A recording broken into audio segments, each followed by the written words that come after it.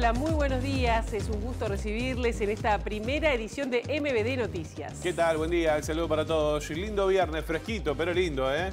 ¿Cuántos grados? Hay 11 grados, si no me equivoco. Mire, Rafa, ¿cuántos grados me dijo? 11 grados, me dice el amigo Rafa Taroco, nuestro jefe de piso. 11 grados a esta hora en la capital. Vamos a ver cómo está Montevideo hasta ahora a través de las cámaras del Centro de Gestión de Movilidad. Creo que ellos, Boulevard Artigas, si no me equivoco, hoy, porque ayer perdí una apuesta en el final de MBD Noticias. Creo que el lunes hay que redolar la apuesta a ver si compramos los bizcochos. Pero bueno, vamos a ver cómo está el clima, cómo va a estar el tiempo. Es Boulevard. Es Boulevard. ¿Cómo va a estar? En el arranque de abril, hoy, 1 de abril, marca precipitaciones ya de pique, pero por ahora no se han concitado, ¿no? Es verdad, qué lindo que empieza el mes de abril. Se prevé claro y algo nuboso con heladas. En el Inumet no decía lluvias, pero bueno, ahí se ve que hay alguna lluvia.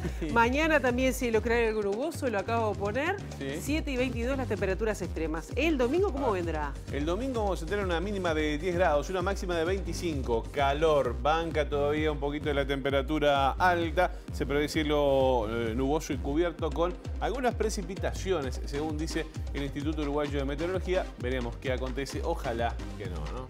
Yo qué sé, los 25 grados a mí me complican un poco, pero bueno, vamos a ver qué pasa. Aguante. Bueno, mucha información para compartir ya en el cierre de la semana, Pilar. Sí, exactamente, porque decirles que ACE cesó abruptamente a 1.600 trabajadores. La información se las dio a las 4 de la tarde de ayer. Sí, también les contamos que la Intendencia de Montevideo decidió aumentar el precio del boleto, pero no va a contemplar en esta suba a los sectores más vulnerables. El Sindicato de Policías de Canelones llamó a un diálogo social sobre temas de seguridad y más cuando se vuelve a poner sobre la mesa un proyecto de ley sobre allanamiento nocturno. Vamos a ver qué pasa también este mediodía. Sobre las 13 horas se va a sortear, bueno, los cupos del Mundial, ¿no? El bolillero. Vamos a ver qué pasa, cómo le va Uruguay y qué grupo nos toca finalmente para ir a Qatar. Hay sorteo entonces, sí. Hoy sobre el mediodía de Uruguay, ¿no? Exacto, 12:50, 13 horas por allí. Pero qué puntualidad.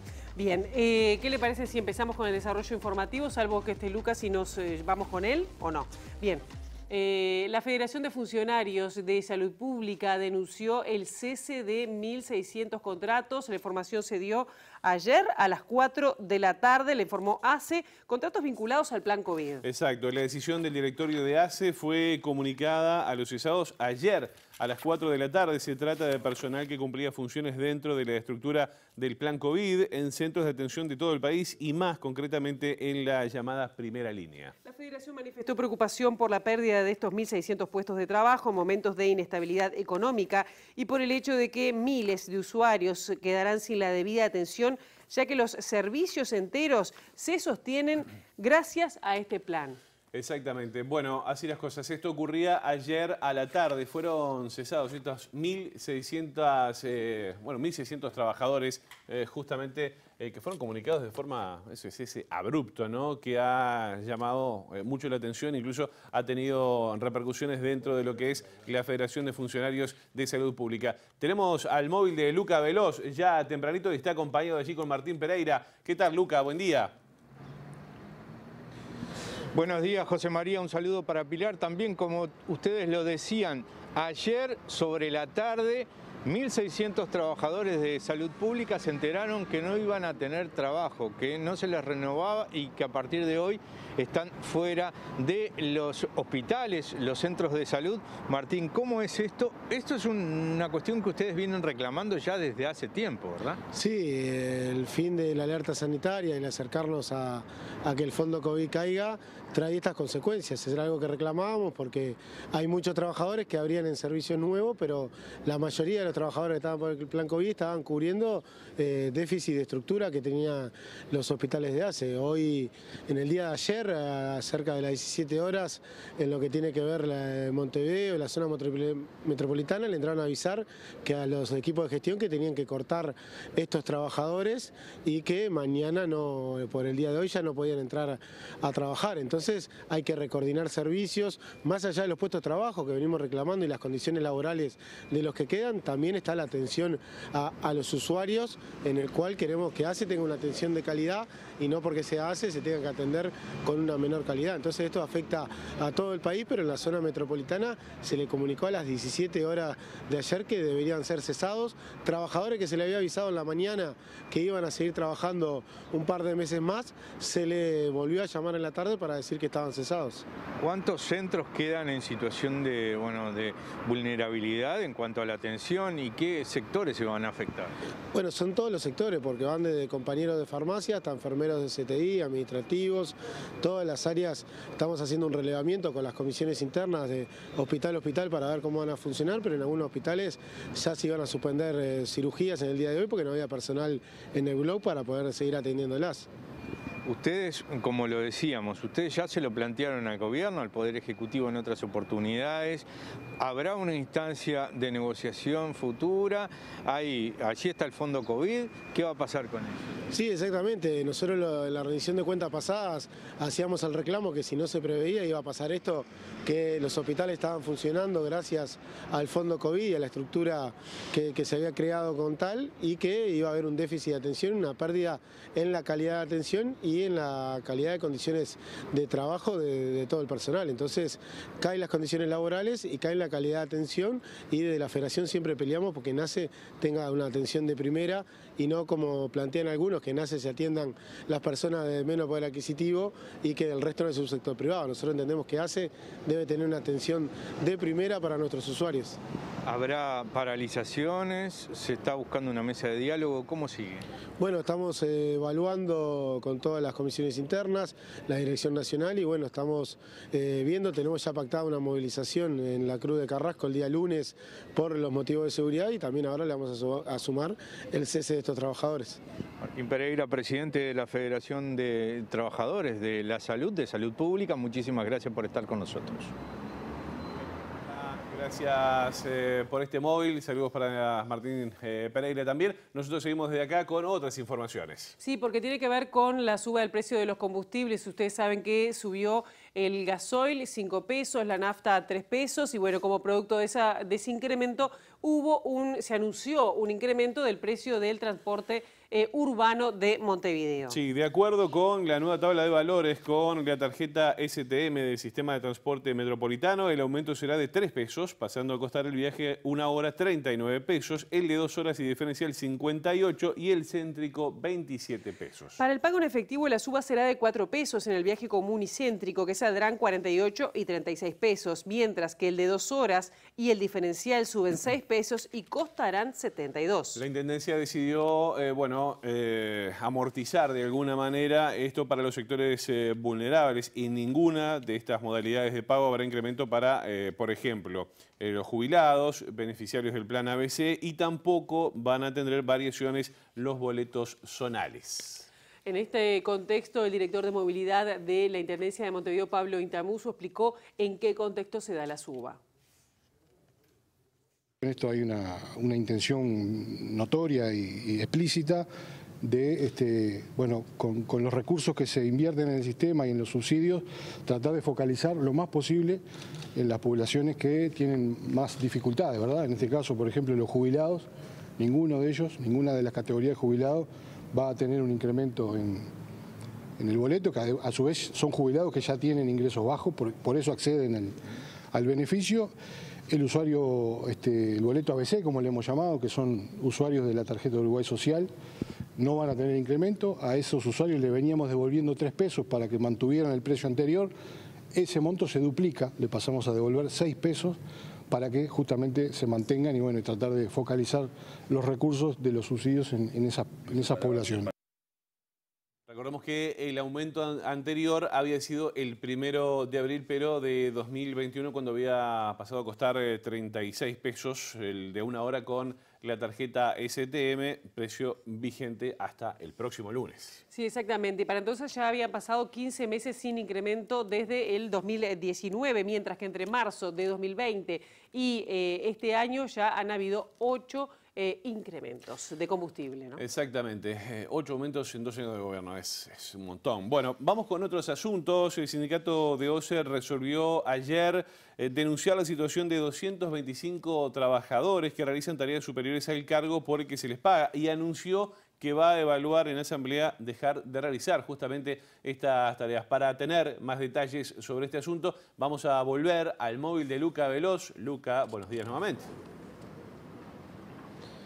Buenos días, José María, nuevamente. En este caso estamos con el presidente de la Federación de Funcionarios de OCE, Federico Kramerman, a propósito de estos 225 trabajadores, como decías tú, que están subrogando tareas superiores a su función y que no se les está pagando. Por eso, ¿cómo es la problemática? Bueno, la problemática es justamente que no les han aprobado la subrogación. ¿Qué está pasando en la OCE? Llevamos más de 3 años en donde no ingresa personal, se han generado ya más de 800 vacantes. Es decir, se han perdido 800 puestos de trabajo, pero las tareas que realizan muchos de esos funcionarios que se han desvinculado de la OCE son necesarias para brindar el servicio, para la producción de agua potable, del saneamiento, para corregir las roturas, es decir, para prestar el servicio correctamente. Hay gente que se ha jubilado, por ejemplo. Jubilado, ido a otros organismos porque tenemos un problema de diferencia salarial con otros entes del Estado, por diversas razones ya no están en OCE y lamentablemente para cubrir esas tareas, muchas de ellas imprescindibles para la producción del agua potable, se le pide a los funcionarios que las realicen a promesa de que la OCE les va a dar una solución y pagarles la diferencia correspondiente del sueldo por la nueva responsabilidad. Estamos hablando en casos, por ejemplo, plantas de potabilización en el interior del país donde se va el capataz y le piden a un peón que se encargue de la planta pero sigue cobrando como peón. O puestos administrativos donde se va el jefe de una división, le piden a un funcionario que realice la tarea de jefe pero sigue cobrando como la tarea que tenía anteriormente. Y lamentablemente llevamos acumulados 225 casos hace meses. Algunos de los trámites para estas situaciones ya tienen más de un año, algún caso hay hasta de 2 años de funcionarios realizando tareas superiores pero que no cobran por las mismas. Sin embargo, si en esa tarea superior el funcionario comete un error, por ejemplo, la OCE lo va a sancionar por esa tarea, a pesar de que no le pague por esa tarea, lo va a sancionar acorde a esa responsabilidad. ¿Hay promesa del directorio de regularizar esto? ¿Cómo? ¿En qué situaciones? Mire, nos consta que los 225 expedientes han llegado con la aprobación de las distintas gerencias, muchos de ellos con la aprobación de la gerencia general de la OCE, del visto bueno de que debe aprobarse eso, pero es el directorio que hasta ahora se ha negado a aprobarlas y no da ninguna razón válida. Yo estoy consciente que los gerentes en la OCE saben que nosotros tenemos razón, que ellos mismos necesitan a esos funcionarios. Es inexplicable, el directorio se excusa a veces con que la Oficina de Planeamiento y Presupuesto no los deja, se pasan la pelota del Poder Ejecutivo a la OCE, de la OCE al Poder Ejecutivo y nos toman a los trabajadores de rehenes de la situación. ¿Con esto se genera un ahorro en la empresa? Sí, se está generando un ahorro, pero de una manera indebida, ¿verdad? Porque las tareas por las cuales hoy no se le están pagando son necesarias y son críticas en muchos casos. ¿Cómo siguen esto? ¿Ustedes van a realizar una serie de paralizaciones? ¿Están estudiando? ¿Cómo es? Bueno, nosotros tuvimos en el día de ayer la mesa representativa de nuestro sindicato. Nuestro sindicato tiene nivel alcance nacional. Ayer vinieron delegados de todas las filiales del país, del edificio central de aquí, de la planta de Aguas Corrientes, de todas las zonas de Montevideo. Analizamos que tenemos una próxima reunión con el directorio de la OCE pactada para el 19 de abril. Y mientras tanto vamos a analizar si para ese momento no hay avances, lo que vamos a plantear en nuestro congreso, que es al día siguiente, el 20 de abril, que todas esas personas, y como medida gremial a nivel nacional, todas esas personas que hoy realizan tareas por las cuales no les pagan, hagan las tareas, se limiten a hacer las tareas por las cuales les pagan, que es lo justo para cualquier trabajador. Y será la plana gerencial de OCE y el directorio lo que tendrán que hacerse cargo de quién realiza las tareas que hoy están pidiendo a gente que la haga sin pagarle. ¿Puede ponerse en riesgo el suministro? Por supuesto, porque estamos hablando en muchos de los, no los 225 enteros, pero muchos de esos casos son encargados de plantas, son quienes potabilizan el agua, son quienes dirigen las cuadrillas para realizar los arreglos de las roturas en las calles. Sí, efectivamente peligra y ese peligro es responsabilidad del directorio de la OCE. Federico Kramerman, presidente de la Federación de OCE, muchísimas gracias. También nos quedamos, compañeros, trabajando para el informativo del mediodía y el central sobre estos temas. Bien, muchísimas gracias, Luca, por hacernos llegar esta situación, ambas gremiales, porque estuviste en estos 2 temas de reclamos sindicales. Muy bien, nosotros seguimos con otros asuntos. Personas que mantienen deudas con el Banco Hipotecario y también la Agencia Nacional de Vivienda van a ser recibidas el próximo lunes por el presidente Luis Lacalle Pou. Entre otras cosas, le van a plantear la necesidad de que las deudas que arrastran unas 22.000 familias sean revisadas. Entre otras cosas, dice que se sienten rehenes del precio de la unidad reajustable. Esto decían. Después de casi 2 años de haber solicitado la reunión, pandemia mediante, logramos que nos reciba. Eso va a ser el próximo lunes 4 a las 5 de la tarde. Y tenemos la idea de actualizarlo un poco en la situación que estamos, casi 22.000 familias que estamos siendo muy perjudicadas por el tema de los préstamos en unidades reajustables. Nosotros estamos pidiendo una revisión y recálculo de las deudas desde el año 2008, que fue el momento en que se desfasó la UR de la inflación, y como medida que también podría ser importante, la reducción del porcentaje de interés, de forma de capitalizar más pronto, con más tiempo, en menos tiempo los préstamos, y así terminar antes con nuestras deudas.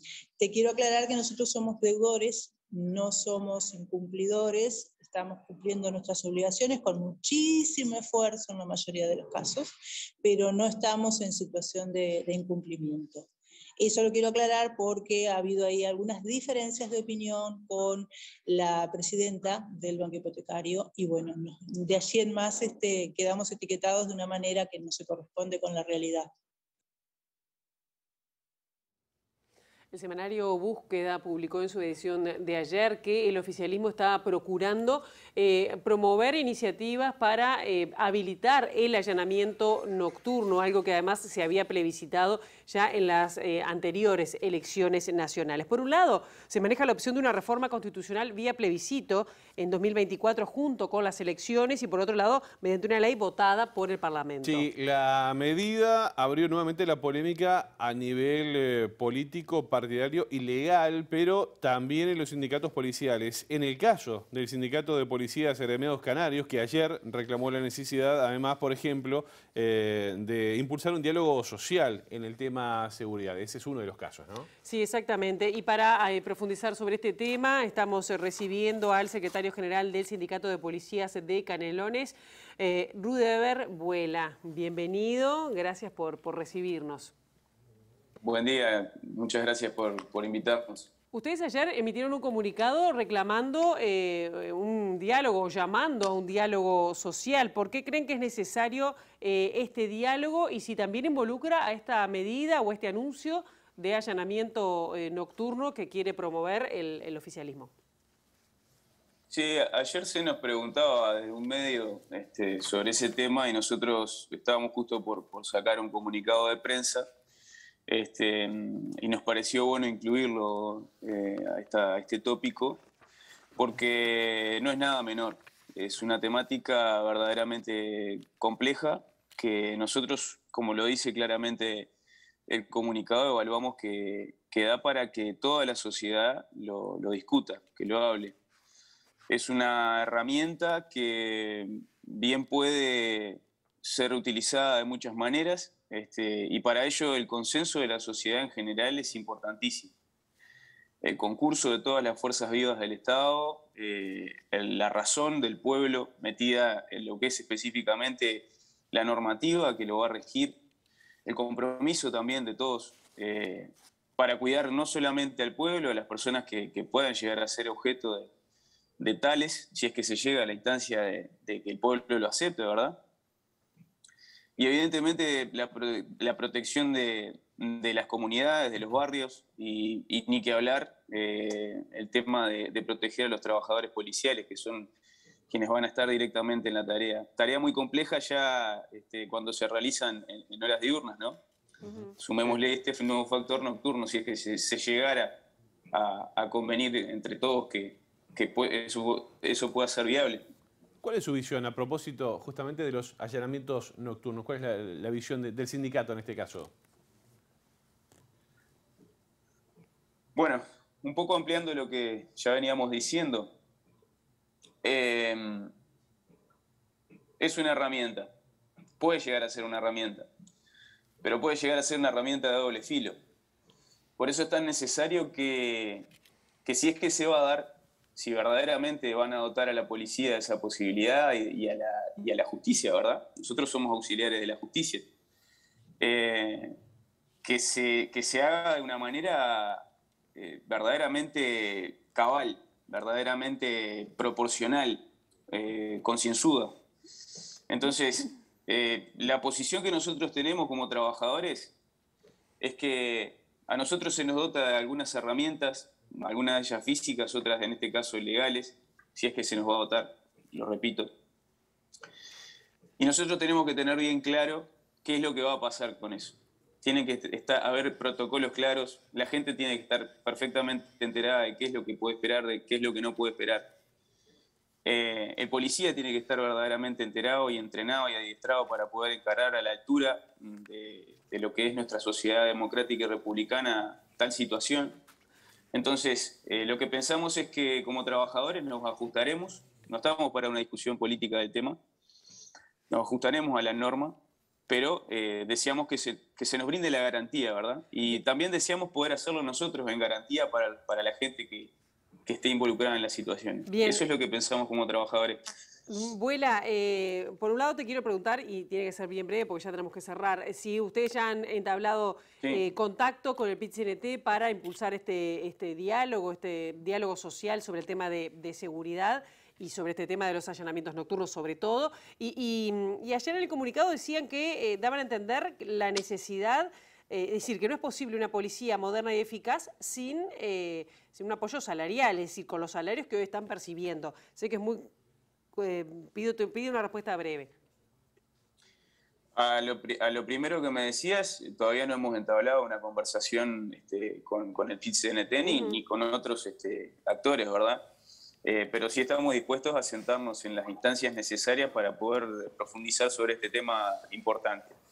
Y sobre lo otro, el tema salarial repercute directamente en la función policial, porque el funcionario policial promedio hoy día está teniendo una caída de su salario vertiginosa, ¿tá? Por la vía de la recuperación, de la baja recuperación salarial, y por la vía del encarecimiento que todos los uruguayos estamos viviendo, de los productos que consumimos a diario, de los alquileres, en fin, podemos ampliar mucho. Pero para aplicar esta y cualquier otra norma que pueda surgir, nosotros necesitamos una policía enteramente abocada a su tarea. No un funcionario que venga de 8 o 12 horas de trabajo ya cansado, que no pueda dar un 100% a la función que debería ser específico, debería ser de alta dedicación. Entonces esto del salario que vemos mermado, diezmado en este último tiempo nos perjudica mucho. Y por eso creemos que en este acuerdo nacional es necesario que nos sentemos a hablar de esta nueva policía y en ello hablar cuánto le vamos a poder pagar a ese profesional para que haga lo que le exigimos, ¿verdad?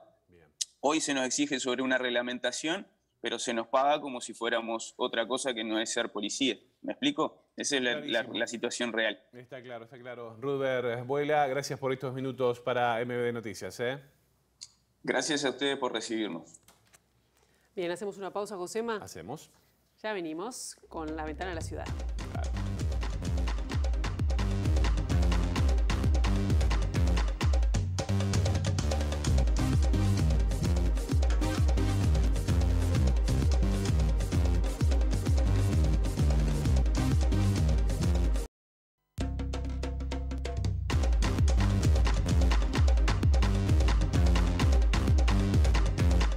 Grados de temperatura en Montevideo a esta hora. Nosotros se lo veníamos contando en las ediciones informativas, también en Ciudad Viva, que ayer se conmemoró el Día Internacional de la Memoria Trans y se realizó un festival allí, una actividad en el viejo mercado Modelo, una iniciativa que tuvo como protagonistas a Susi Shock y también a Moki.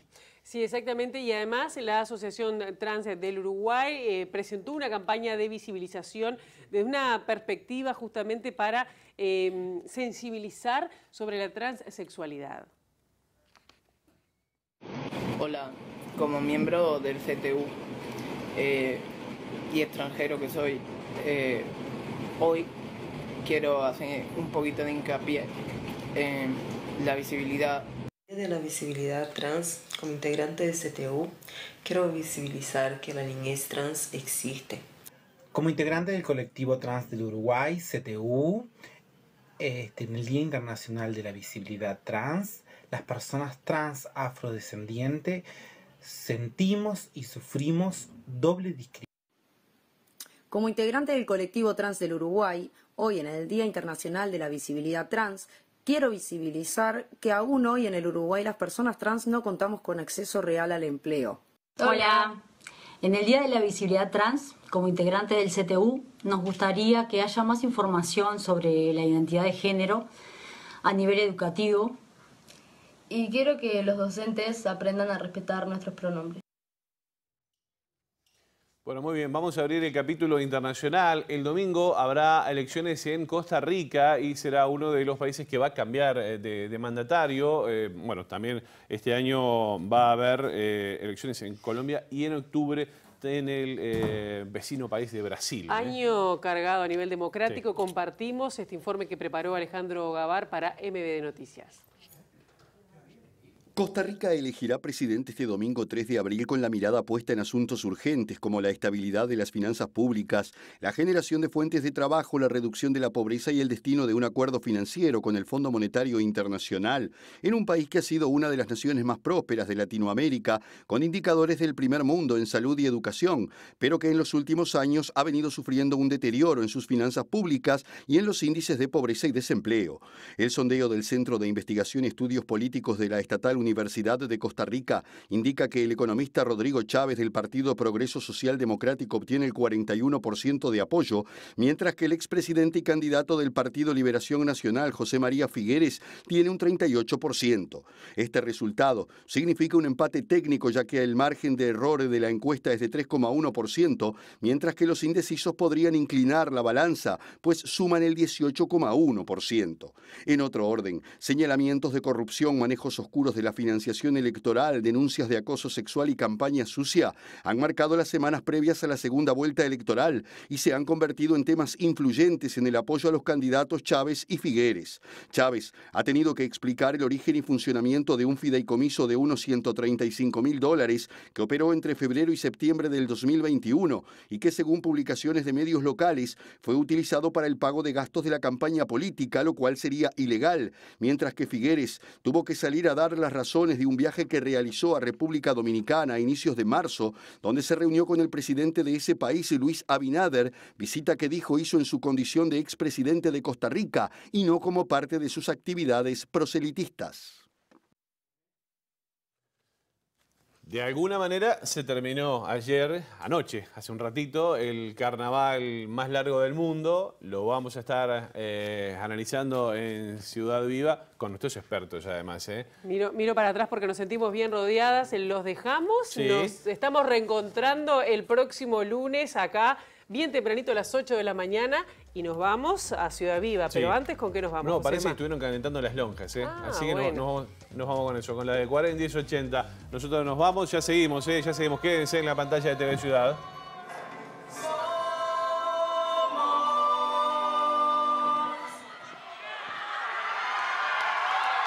Somos de la raza, sangre cuando me